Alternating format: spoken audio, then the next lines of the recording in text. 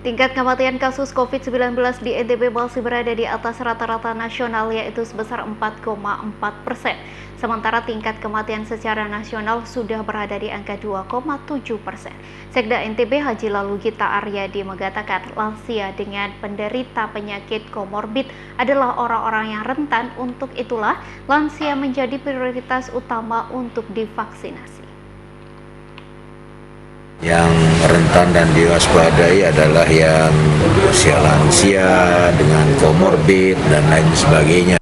Untuk menekan kasus kematian atau case fatality rate, Pemprov NTB mendorong Pemda Kabupaten Kota menggenjot vaksinasi terhadap lansia. Pasalnya, kasus kematian COVID-19 hampir terus terjadi penambahan kasus dari penderita lansia. Sekda NTB Haji Lalu Gita Aryadi mengatakan, lansia dengan penderita penyakit komorbid adalah orang-orang yang rentan. Untuk itulah lansia menjadi prioritas utama untuk divaksinasi.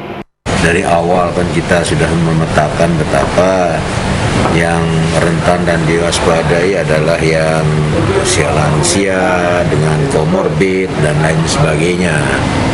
Gita Aryadi menjelaskan pemerintah Provinsi NTB terus berupaya mengurangi angka kematian akibat COVID-19. Karena seperti diketahui saat ini tingkat kematian di NTB masih berada di atas rata-rata nasional, yaitu sebesar 4,4%. Sementara tingkat kematian secara nasional sudah berada di angka 2,7%.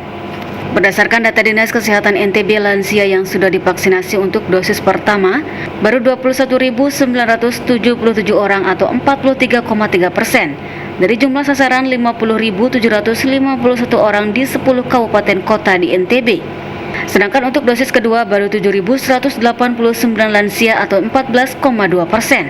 Dari 10 kabupaten kota di NTB, hanya Lombok Timur yang capaiannya sudah 80,8%. Sedangkan 9 kabupaten kota lainnya capaiannya 50% ke bawah. Seperti diketahui, jumlah sasaran vaksinasi lansia di NTB sebanyak 50.751 orang. Dengan rincian Kota Mataram 26.011 orang, Lombok Barat 3.536 orang, Lombok Tengah 4.341 orang, Lombok Timur 4.809 orang, Lombok Utara 1.141 orang, Sumbawa Barat 1.600 orang, Sumbawa 4.910 orang, Dompu 988 orang, Bima 2.358 orang, dan Kota Bima 1.057 orang.